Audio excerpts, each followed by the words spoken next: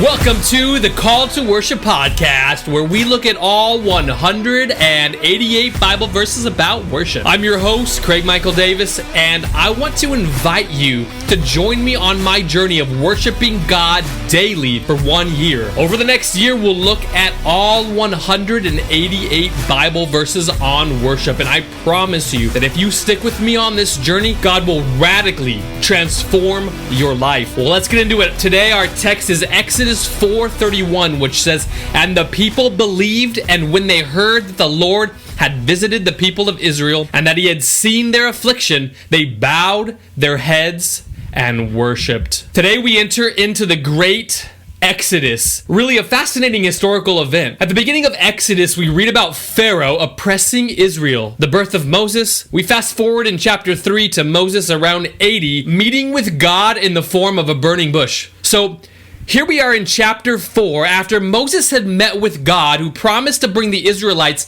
out of slavery into the promised land. In chapter 3, God gave Moses 3 signs to show Pharaoh to prove that he had met with God and that he was going to free his people. The first sign turned his staff into a snake. The second sign turned his hand completely white and leprous like snow. And the third sign was turning water into blood.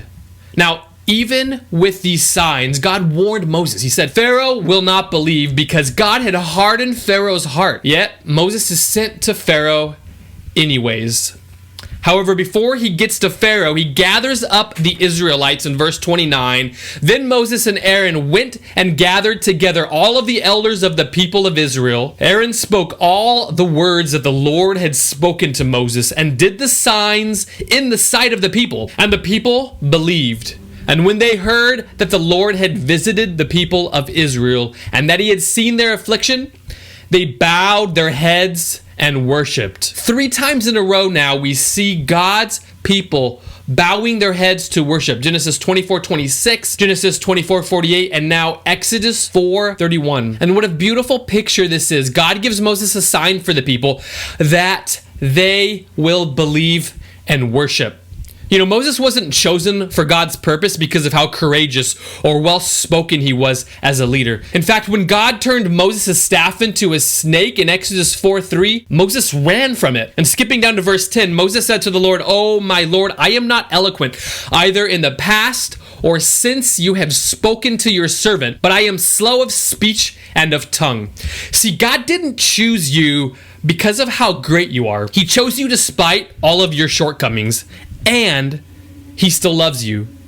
He loves you enough to not only call you a friend, but he calls you a son or a daughter and gives you a role in his kingdom. Moses' role felt overwhelming at the time, so much so that even in the presence of God, he doubted that anyone would even listen to him with his inarticulate speech pattern. What can you do now to prepare yourself for the work God is calling you to? Will you be ready to take on the work that he calls you to, or will you fall into the trap of making excuses and try to disqualify yourself? See, God doesn't care about how well you speak or how strong you are. He's simply inviting you into his work so that you can take part in growing his kingdom. Whatever shortcoming you may have, God has the antidote. God is not weak, yet he uses the weak to accomplish his mission. In Exodus 5, right after Moses shows Pharaoh these signs, Pharaoh decided to make the work even harder for his enslaved people. Verse 10 says, "So the taskmasters and the foremen of the people went out and said to the people, 'Thus says Pharaoh,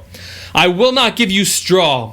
Go and get your straw yourself, wherever you can find it. But your work will not be reduced in the least.'" The slaves were commanded to make bricks, and up to this point, Pharaoh had given them the straw in order to meet the quota. But now, because of Moses' obedience to God, the entire group is punished by Pharaoh, who is now requiring the same quota of bricks, but without providing enough material for the bricks to be made. So how do you think the Israelites felt about Moses after this announcement? See, despite the response you get or think you'll receive. When God calls you to his work, you've got to answer the call and do what he says regardless of the outcome. For Moses, it was about to cost him and all of the people their lives. What is it going to cost you? Maybe you're a public school teacher and you're too afraid to mention the name of Jesus for fear of losing your job. Or maybe your boss at work has commissioned you for a project that goes against your ethics. Are you courageous enough to stand up for righteousness and listen to God and follow his commands? Or will you bow to the demands of the imminent? How much different would our culture look if Christians around the globe actually stood for righteousness,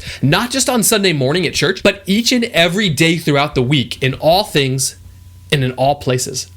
I guarantee you that your reward for being obedient to the Father in heaven will far outweigh any punishment that you'll receive here on earth. So take some time today to evaluate your obedience to the work God has invited you into. Then fill in the response question in your devotional. What is your favorite way to worship God? Like always, make sure to find a quiet place to worship God on your own. And once you're done, make sure to fill in the bubble on the 366 Days of Worship Habit Tracker on the first page of your devotional. If you still need a copy of the Call to Worship devotional, I'll leave a link in the description so you can pick up a copy and join me in my 1 year journey of worshiping God daily.